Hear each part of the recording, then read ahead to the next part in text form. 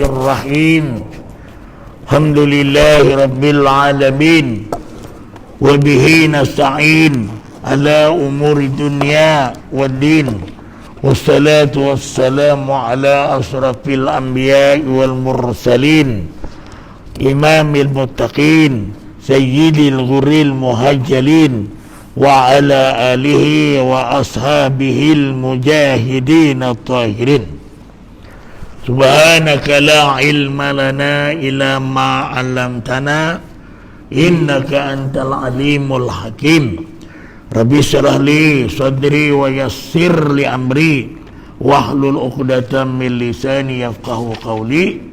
Wala haula wala quwwata illa billahil aliyyil azim. Amma ba'd.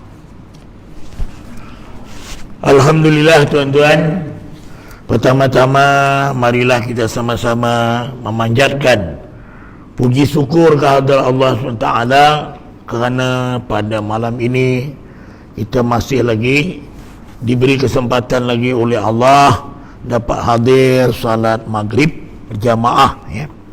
Kemudian kita mengikuti lagi kuliah maghrib dalam bicara tentang kitab Minhajul Muslim, ya.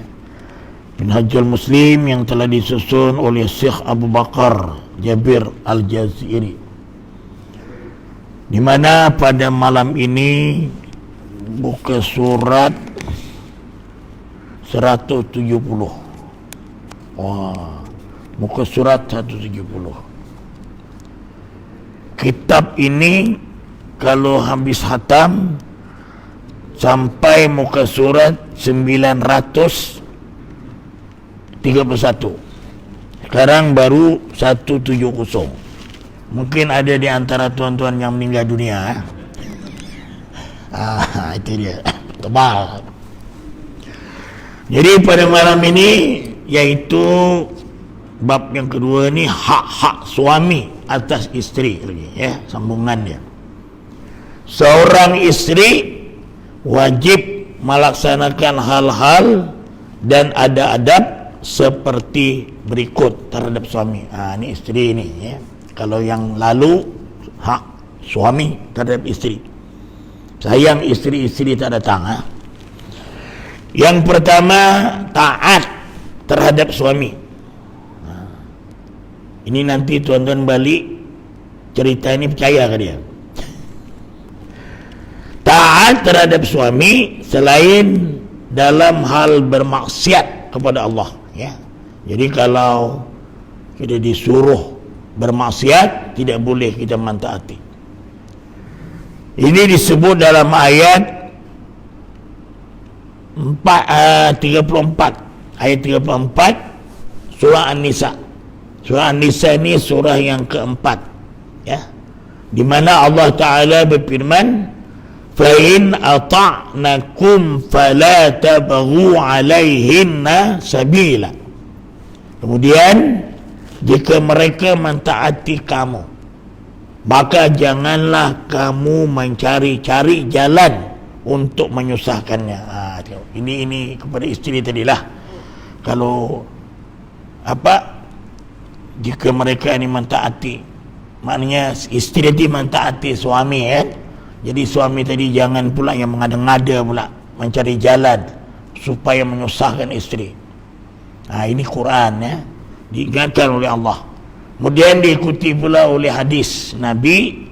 Hadis ini riwayat daripada Imam Bukhari, di mana daripada Abu Daud, ya, di mana Rasulullah sallallahu alaihi wasallam bersabda, "Idza da'a ar-rajulu ra'atahu ila firashihi falam ta'tihi fabata ghadbana 'alaiha la'anat hal malaikatu hatta tusbih."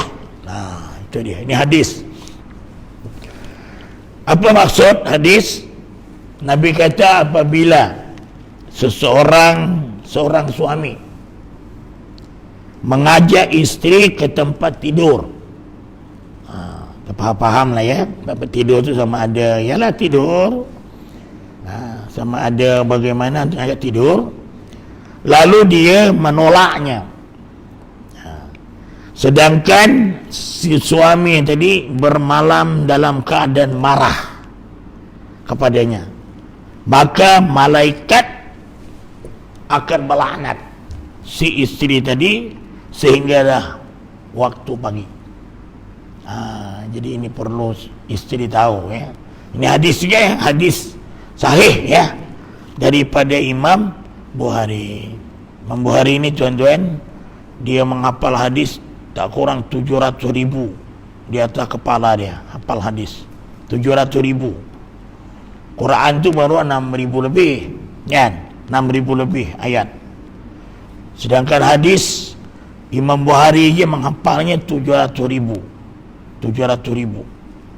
Muslim pun sama aja ya. Kalau yang lain-lain Abu Daud, Nasai itu ada 500.000. Ada juga di antaranya 200.000 hadis. Jadi ini kena ingatkan apabila seorang suami tadi mengajak isteri ya, ke tempat tidur ya. Tempat tidur ni maknanya kita faham lah ya, bukan maknanya tempat tidur. Mungkin suami ini mengajak ya, bukan yang ringan-ringan, yang berat lah ya, yang menyebabkan jenabah ya, maka dia menolak. Sedangkan pada ketika itu tidak ada halangan, mungkin jangan pula digunakan pula hadis ni, awak kalau tak melayan saya malam ni awak kena laknat. Kena ingat, isteri itu mungkin dia sakit, mungkin isteri itu penat kan. Itu kena tengoklah ya. Tengok keadaan. Itulah dia tuan-tuan. Kemudian diiringi pula dengan hadis yang kedua pula. Hadis ini pula daripada Abu Daud pula ya. Abu Daud. Nabi kata apa? Lau kuntum ri'an ahadan ayasjuda lima hadil lamma martul mar'ata antas juda li zawjiha. Sekiranya aku, kata Rasulullah, diperkenankan memerintahkan seseorang untuk bersujud kepada orang lain, sungguh aku akan memerintahkan seorang istri atau wanita istri untuk bersujud kepada suami itu. Jadi kata Nabi, kalau sekiranya lah disuruh sujud selain daripada Allah Ta'ala ya, maka istri itu disuruh sujud kepada suami. Begitulah kedudukan suami ya. Kemudian itu yang pertama tadi ya, taat kepada suami. Ini masih hak suami atas isteri. Kalau yang lepas tu hak isteri terhadap suami ya. Yang kedua, memelihara kehormatan suami dan menjaga apa yang kesukaan suami itu. Menjaga harta, anak dan semua urusan rumah tangganya. Itu dia, menjaga. Yang penting di sini ialah menjaga kehormatan. Tak ada di sini disebut menjaga makan minum dia ataupun mesti masak banyak, basuh kain. Tak ada. Ini berdasarkan kepada ayat 34 dalam surah An-Nisa. Surah An-Nisa. Surah An-Nisa. Tadi sambungan tadi pun surah An-Nisa ini surah An-Nisa juga ya.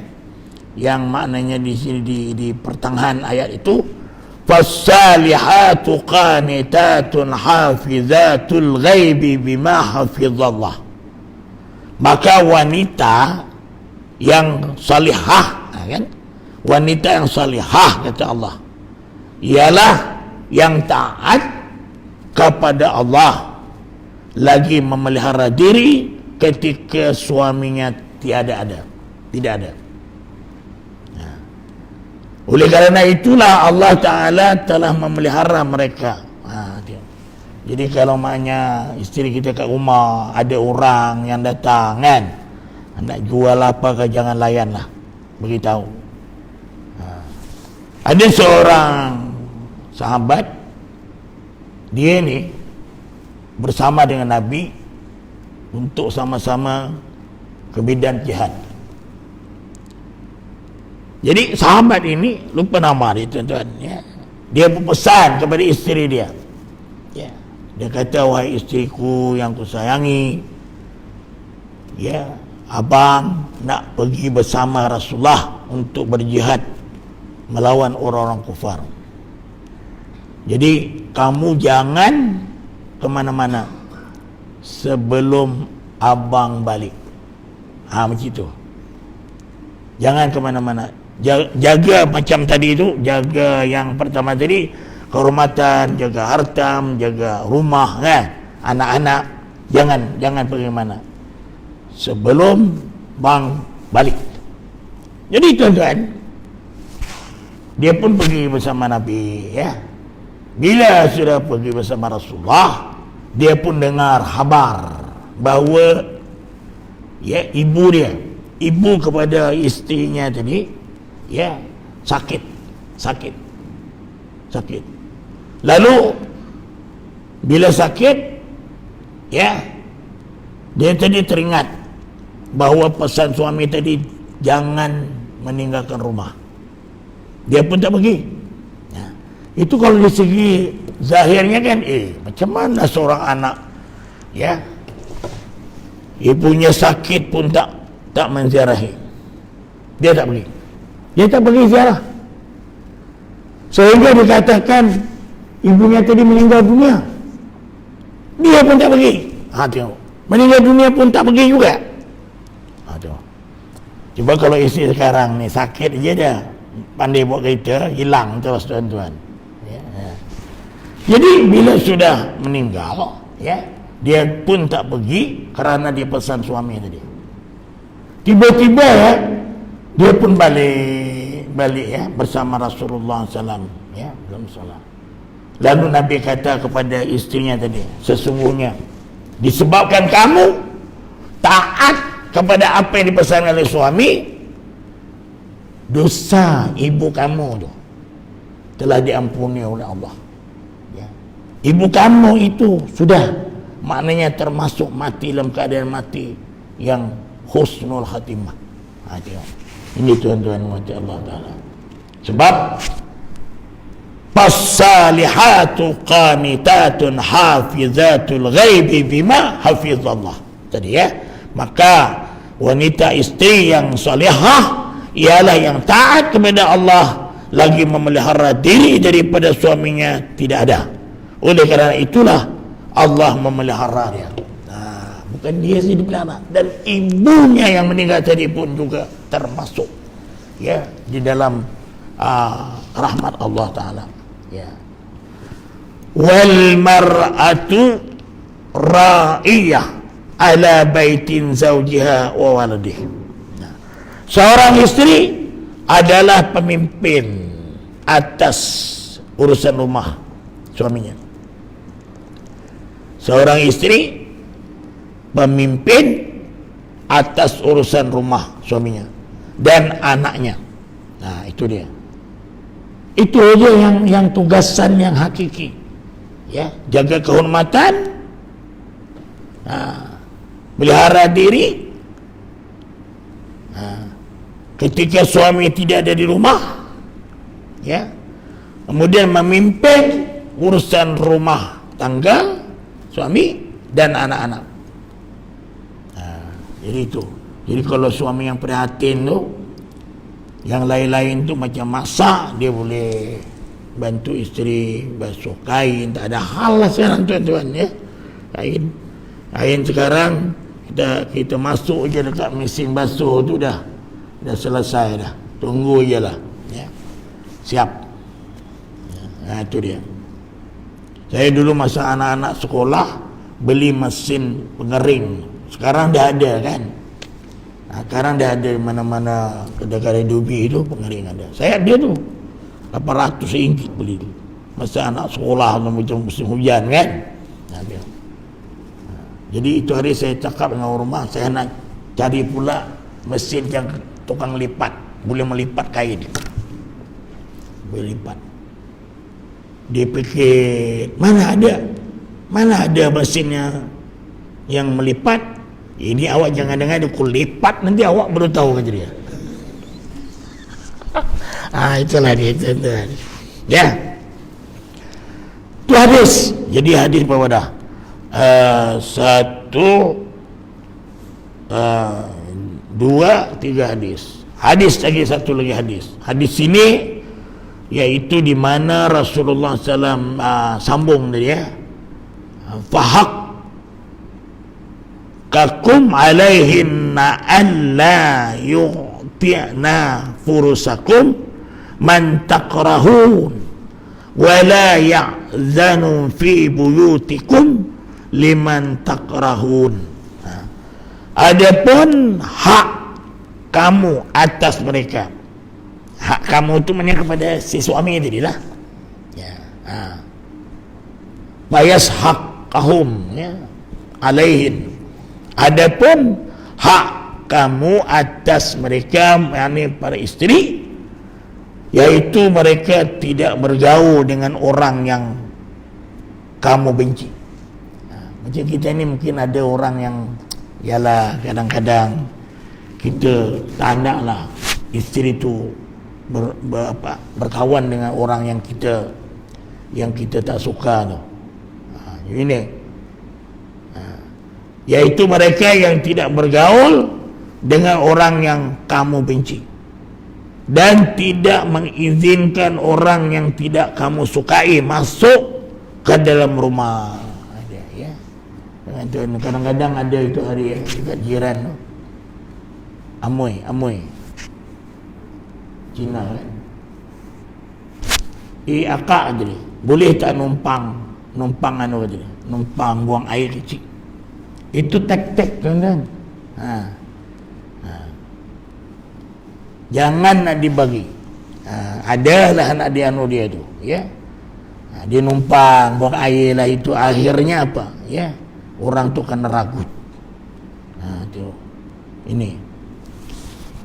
Jadi itu diantaranya, jangan sekali-kali kita berpesan kepada isteri tadi mengizinkan orang yang tidak kamu sukai masuk ke dalam rumah. Ya, itu dia. Dan yang ketiganya, menetap di rumah suaminya, tidak keluar kecuali dengan izin dan dikeredaannya, menjaga pandangan, merendahkan suara, menahan tangannya dari apa juga membuat perkara keburukan, lisannya dari mengucap kata-kata kotor dan tidak sopan. Ada tuan-tuan orang suami isteri ini kasar ya, menengking. Itu ada di antara Nabi kata di akhir-akhir zaman nanti ya, suami takut isteri. Itu dia akhir zaman. Duduk. Jangan keluar rumah. Tak keluar rumah. Sepatutnya suami cakap dengan isteri. Ini isteri pula. Terbalik tuan-tuan. Ya. Jadi itu. Bergaul dengan kerabatnya yang baik. Yang baik. Suami juga bergaul dengan mereka secara baik. Jadi itu yang dikehendaki dalam kumsara. Kerana seorang isteri yang berbuat buruk terhadap kedua orang tua dan kerabat-kerabatnya tidak akan dapat berbuat baik terhadap suaminya. Jadi kalau kita ni, ialah kita ada isteri kan, jadi sebelah mak mentua tu, adik beradik itu semuanya tu kira sama. Itu dengan mak mentua tu, kalau kita sebagai suami kalau tersentuh tak betul, ya, betul tuan-tuan. Begitulah rapatnya, ya. Begitulah kalau kita macam, kalau katakanlah kita ni berkahwin dengan seorang janda, ada anak kan, jadi bukan berkahwin dengan mak dia saja, kita berkahwin dengan anaknya sekali, berbuat baik walaupun anak itu anak tiri. Itu yang dianjurkan oleh Islam. Rasulullah SAW ni tuan-tuan, ya, dia ambil janda-janda yang para sahabat yang gugur tu, kemudian bela anak yatim dia. Begitulah contoh-contoh yang telah diajarkan oleh Rasulullah SAW secara baik, bergaul dengan secara baik. Demikian itu berdasarkan dengan beberapa firman Allah. Firman Allah yang kita disuruh sama itu tadi. Waqarna fi buyutikunna wala tabarrajna tabarrujal jahiliyatil ula. Ini dalam surah Al-Ahzab ayat yang ke-33. Dan hendaklah kamu tetap di rumah kamu, dan jangan kamu berhias dan bertingkah laku seperti orang-orang jahiliyah yang dahulu. Banyak ni orang perempuan di Quran tuan-tuan, ya, hendaklah kamu tetap di rumah, jangan kamu berhias. Kadang-kadang suami tak ada, dia keluar berhias pula tu, ya, berhias, tingkah laku seperti orang-orang jahiliyah, tak menutup aurat, bergaul dengan orang yang dibenci oleh suami. Itu dia. Ini dilarang. Ini kalau kita menyalahi, bermakna perbuatan kita itu telah bermaksiat kepada Allah, kan? Kalau kata janganlah kamu berhias. Wala tabarrajna tabarrujal jahiliyatil ula. Ini orang yang berhias karena apa? Keluar rumah, ya, berwangi-wangian, maka itu adalah perbuatan orang-orang jahiliyah. Di rumah tak ada pula berwangi-wangi. Patutnya di rumah itu berwangi. Ini bila keluar berwangi, entah apa-apa, buk ketiak, dah sanalah, ya. Di rumah pula bukan wangi-wangi, minyak gamat, minyak angin. Ini tuan-tuan, ya. Jadi ini sudah menyalahi, maknanya kita sudah bermaksiat kepada Allah Ta'ala. Wa ma ya'sillaha wa rasulahu faqad dhalla dhalalan mubina. Barang siapa yang bermaksiat kepada Allah dan Rasulnya, wa faqad dhalla dhalalan mubina, dia telah sesat dengan kesesatan yang amat nyata. Sesat itu. Itu suratul Ahzab. Suratul Ahzab lagi. Tadi ayat 33, ini ayat 32 pula.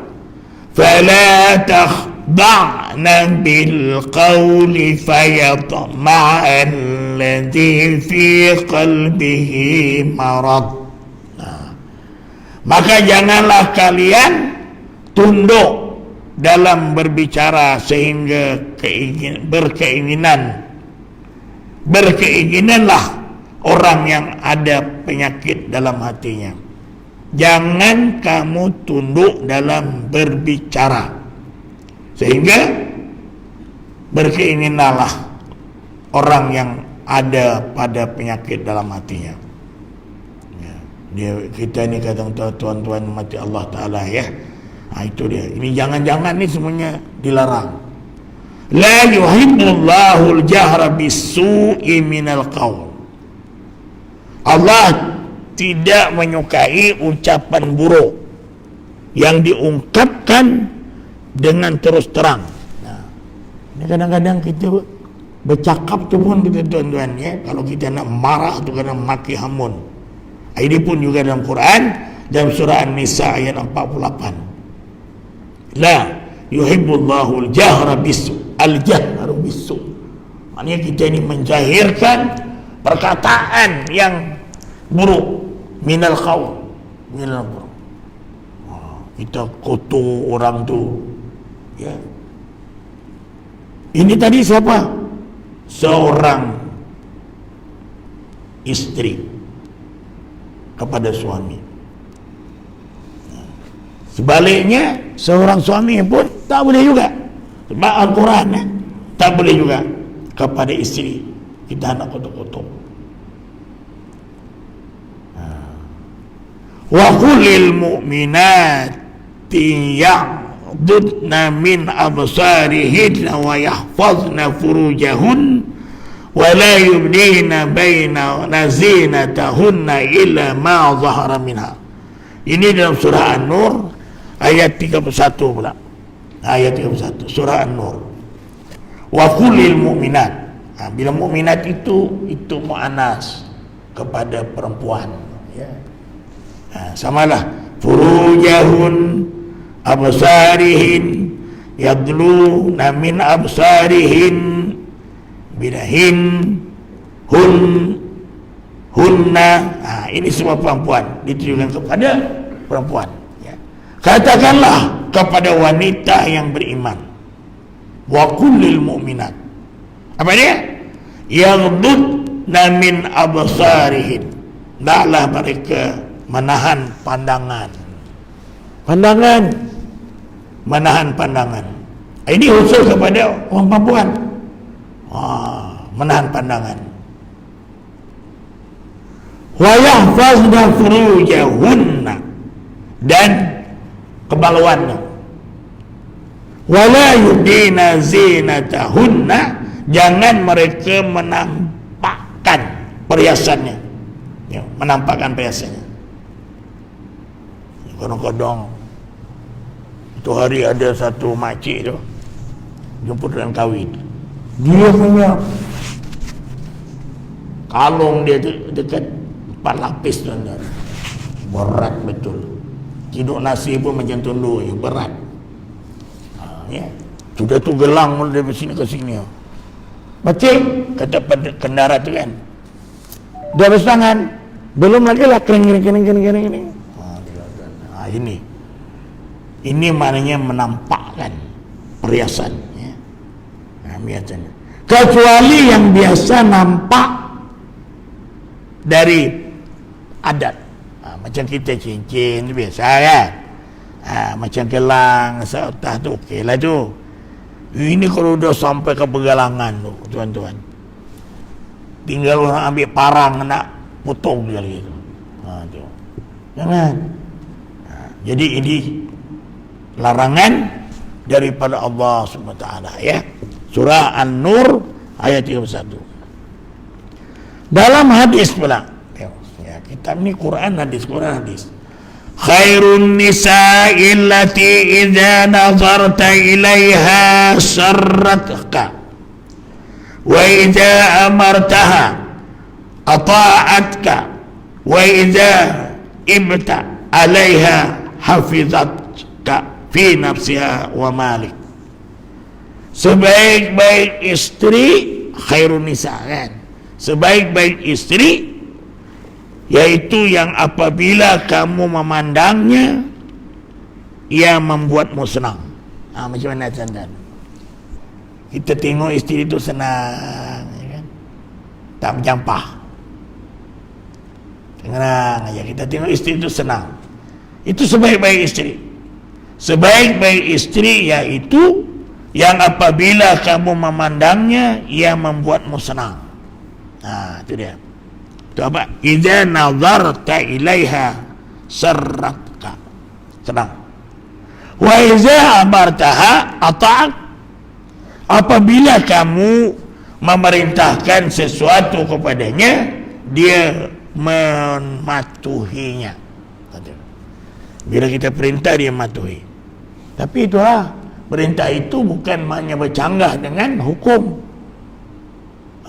Kalau menjadi perintah awak pergi kedai tu, beli nombor ekor, boleh lah. yang diperintah oleh suami itu yang benar-benar mengikut hukum yang diperintah oleh Allah, oleh Rasul. Tapi kalau bercanggah dengan perintah Allah, Rasul, jangan. Bermakna itu kita boleh, kita maknanya kita membantah. Ada hak kita untuk membantah apa yang disuruh dia, perkara-perkara maksiat kepada Allah Ta'ala. Ini tuan-tuan hati Allah. Kemudian wa idza ghibta 'alaiha hafizatka nafsiha wa malik.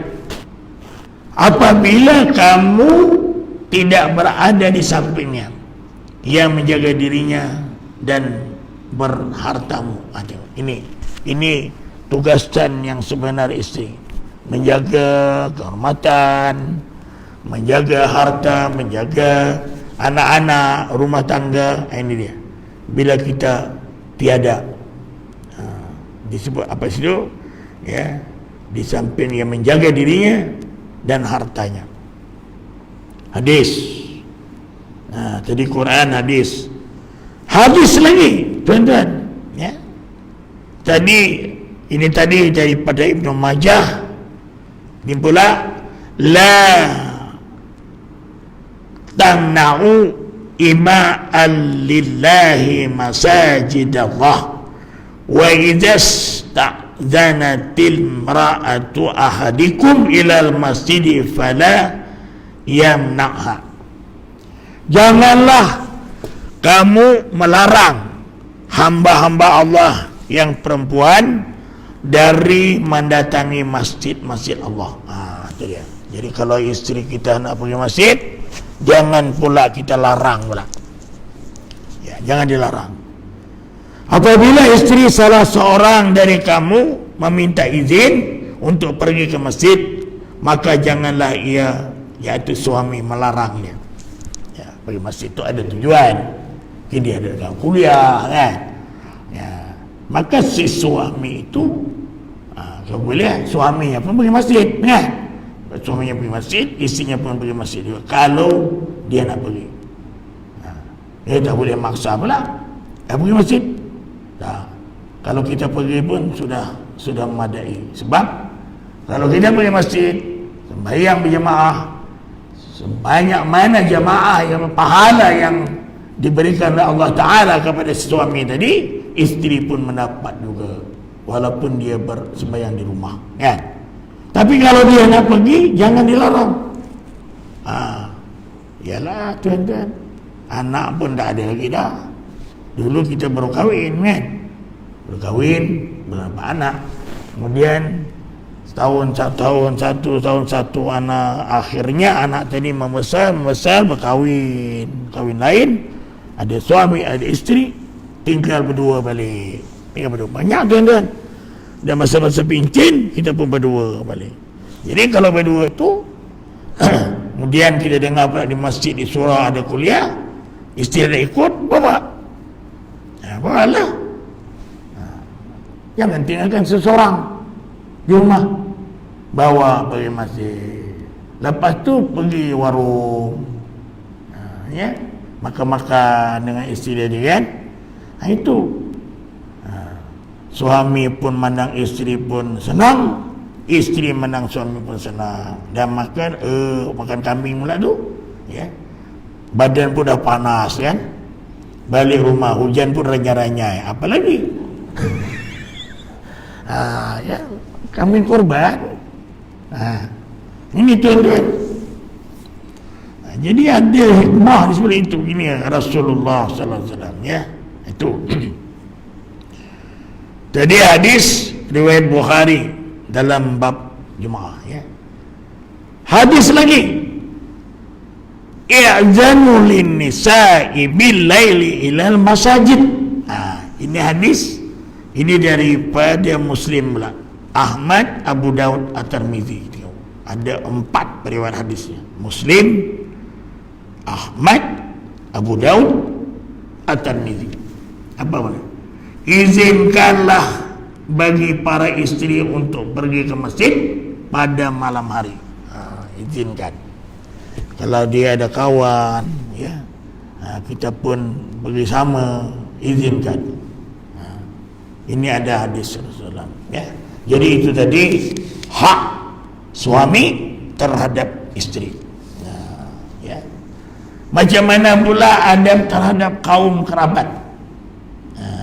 Ini kaum kerabat. Kaum kerabat ni orang-orang yang mendekat dengan kita. Wa atizal qurbah haqqah, ya. Seorang muslim harus berlaku baik terhadap kerabatnya dan yang memiliki hubungan keluarga dengannya, ya, adik-beradik punya, kan, dengan ada adab yang sama terhadap orang tuanya, sama anaknya, saudara-saudaranya. Nah, itu tuan-tuan, sehingga ia harus memperlakukan bibirnya seperti ibunya dan bapak saudaranya seperti ayahnya. Sebagaimana ia bergaul dengan ayah dan ibu, ia pun bergaul dengan paman dia dalam segala ketaatan kepada orang tua. Berbuat baik kepada keduanya dan memuliakannya. Itu kerabat namanya, kerabat, orang yang dekat. Mungkin adik-beradik bapak kita, ibu kita, kan, sepupu. Ini juga adalah disuruh dalam agama kita. Semua orang yang disatukan dengannya dalam satu rahim.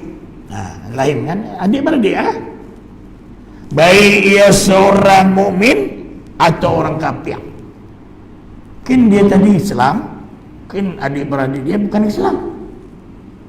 Itu pun ada adab. Tak bolehlah kita putuskan.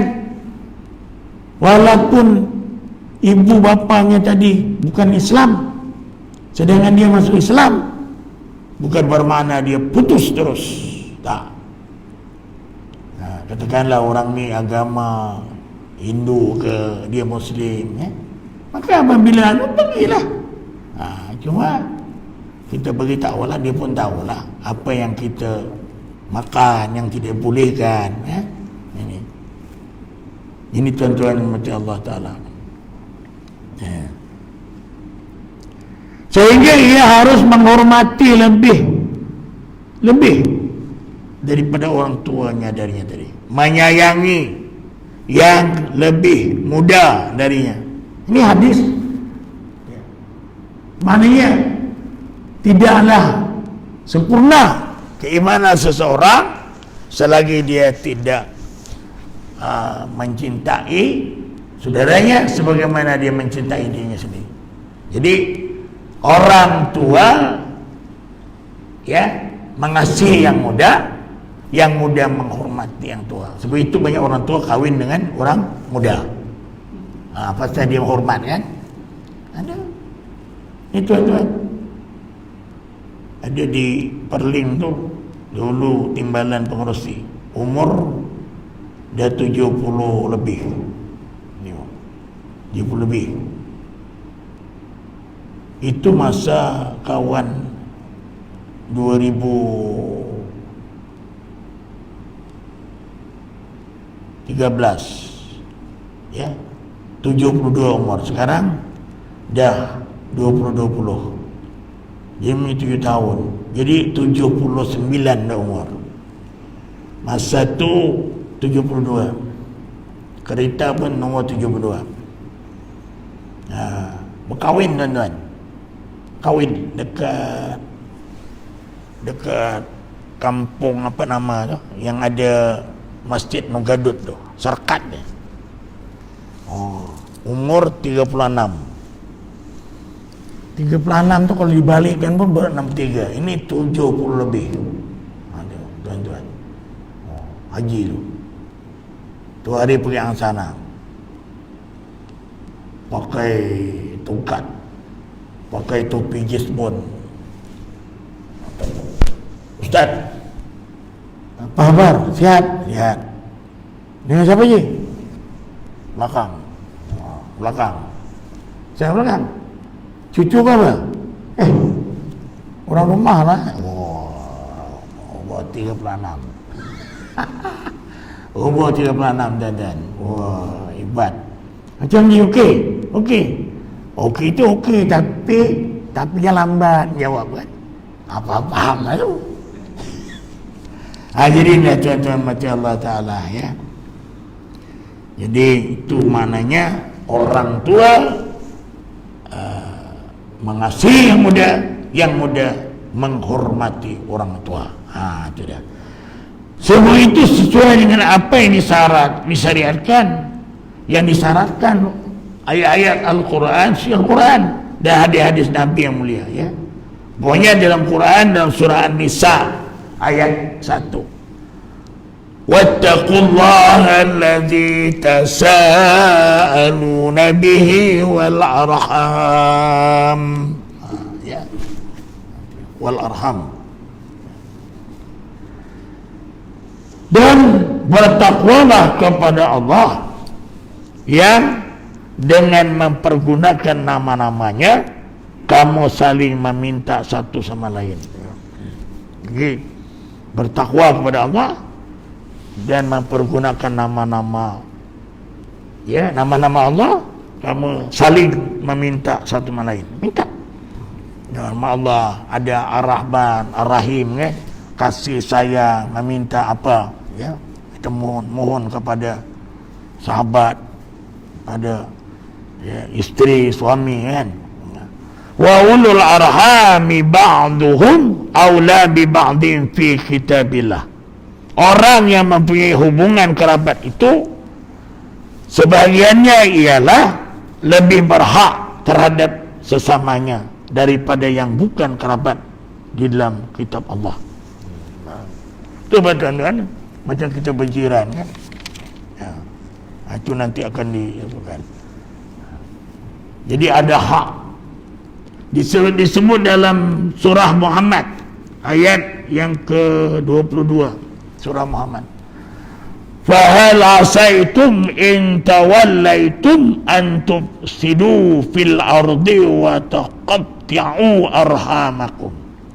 Maka apakah kata Allah, kiranya jika kamu berkuasa kamu akan membuat kesusahan di muka bumi dan memutuskan hubungan kekeluargaan. Ini coba kita ulang ya. Apakah kiranya jika kamu berkuasa kamu akan membuat kerusakan di muka bumi, memutuskan hubungan kekeluargaan. Wah, ini dia. Kita dia diberi kuasa, kemudian kita berbuat kerusakan pula. Ya, diberi kuasa kan, sepatutnya syukurlah kita diberi kuasa. Gunakanlah kuasa itu untuk perkara-perkara yang mentaati perintah Allah. Bukan hanya kita berkuasa kemudian itulah kesempatan untuk sapu pula harta benda yang menyebabkan kita berkuasa tadi. Ini bercanggah juga dengan ayat ini ya. Jadi itu. Jadi dalam Quran disebut lagi dalam surah Ar-Rum ayat 38. Fa'ati dzal qurba haqqahu wal miskin wa ibnas sabil. Dzalika khairul lil ladzina yuriduna wajha Allah wa ulaika humul muflihun. Maka berikanlah kepada kerabat. Kerabat ni apa? Macam adik-beradik ya, paman kita, adik-beradik, bapa, ibu. Wa atizal qurba haqqahu. Itu dulu. Berikanlah kepada kerabat yang terdekat akan haknya. Barulah wal miskin. Barulah kepada fakir miskin. Apatah lagi kalau kerabat kita tu orang miskin, maka berhak dia untuk kita bantu. Ini orang lain tuan-tuan miskin, apa lagi dah kita kaum kerabat miskin pula. Wa ibnas sabil, dan orang-orang dalam perjalanan. Sabil ya, perjalanan macam ialah orang ni perjalanan. Ada dia diartikan wa ibnas sabil ni macam orang perjalanan menuntut perjalanan Allah. Macam dia ni nak sekolah, nak menuntut ilmu, tapi dia tidak ada biaya untuk meneruskan pelajaran dia tu. Itu disebut Ibnu Sabil. Sabil. Tak masuk asnaf. Ataupun sekarang ni panggil apa? Beasiswa. Beasiswa kan? Itu dia. Ini disebut Ibnu Sabil. Zalika khairul lilladzina yuriduna wajha Allah. Itulah yang lebih baik bagi orang-orang yang mencari keridhaan Allah. Wa ulaika humul muflihun, dan mereka itulah orang-orang yang beruntung. Jadi kalau kita ada saudara mara yang terdekat, maka kita sekurang-kurangnya kita tidaklah nak bermusuh, saling berkomunikasi, berhubung, jangan terus putus satu rahim. Itu dia. Inna Allah ya'muru bil adli wal ihsan wa ita'i dzil qurba. Sesungguhnya Allah menyuruh kamu berlaku adil dan berbuat kebajikan, memberi kepada kaum kerabat. Itu dia. Adil. Itu dalam surah Ad-Dahl ayat 90. Kemudian dalam surah An-Nisa ayat 36. Wah, ini dia tuan-tuan ya. Ini lagi hebat ayatnya. Wa'budullah, kata Allah, sembahlah Allah. Wa la tusyriku bihi syai'a, dan janganlah kamu mempersekutukannya. Wa bil walidaini ihsana. Tengok. Dan berbuat baiklah kepada ibu bapamu. Pertama tadi apa? Sembah Allah. Yang kedua, jangan menyekutukan Allah. Dan yang ketiganya, berbuat baik kepada ibu bapa. Kemudian yang keempat, wabizil qurba, dan kerabat-kerabatnya. Kemudian wal yatama, kemudian anak-anak yatim. Kemudian baru wal miskin. Kemudian wal jari zil qurba, tetangga yang dekat. Kemudian wal jaril junubi was sahib bil jambi wabnis sabil, dan jiran yang jauh. Kemudian dan teman sejawat, Ibnu Sabil dan hamba sayang. Banyaknya itu dia. Ini perintah. Pertama apa? Menyembah Allah. Yang keduanya, jangan syirik pada Allah. Yang ketiganya, berbuat baik kepada ibu bapa. Yang keempat, kita berbuat baik kepada kerabat, yang orang yang adik-beradik lah kita dengan keluarga. Yang kelima, wal yatama, anak-anak yatim. Yang keenam, wal miskin, 6. Yang ketujuh, wal jari zil qurba, jiran yang dekat. Itu tak kira tuan-tuan, orang Islam ke bukan Islam ke, jiran dekat itu kena buat baik. Itu jiran ni ada 3 hak. Ada 1 hak, ada 2 hak, ada 3 hak. 1 hak, dia ni bukan orang Islam, bukan adik-beradik, tapi dekat rumah. 1 hak. Kalau macam dia sakit ke apakah, kita kena ziarah, disunahkan ziarah. Kalau dia meninggal, kena pergi hantar ke kubur. Kalau orang Cina tu meninggal, jangan tutup guni sudah. Ini tutup guni, nangis. Itu dia, itu dia. Itu 1 hak. Ada 2 hak. Dia bukan apa? Dia adalah dekat rumah, dan dia pula jiran, bukan adik-beradik. Itu dia, dekat rumah, jiran, dan dia satu agama. Ada yang 3 hak, dia adik-beradik 1, kemudian jiran, kemudian dekat rumah. Ini dia. Jadi itu tuan-tuan. Jadi berapa lama tadi? Banyak kan? Tetangga yang jauh. Tadi yang dekat wal jari jambi wabdi sab bibil jambi wabdi sabil, tetangga yang jauh, dan taban sejawat. Sejawat pun ada hak dia. Ialah satu kerja kita kan, sejawat.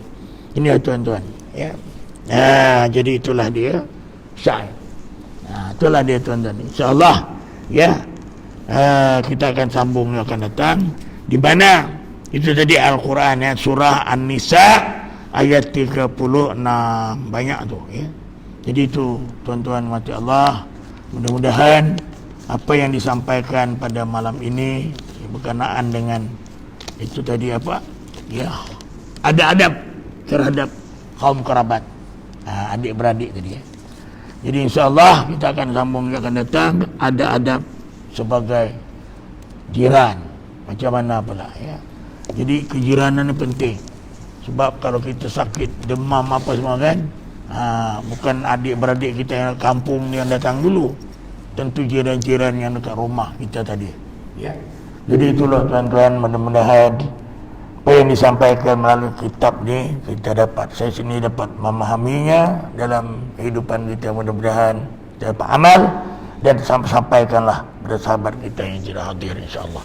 Aqulu qali hadza wa astaghfirullahal azim li wa lakum marisa'il muslimin wal muslimat wal mu'minin wal mu'minat innahu wal ghafurur rahim. Allahumma aghnina bil ilmi wa zaina bil ilmi wa akrimna bit taqwa wa jamil afiyah. Subhanakallahumma bihamdika asyhadu an la ilaha illa anta astaghfiruka. Alhamdulillah. Assalamualaikum warahmatullahi wabarakatuh.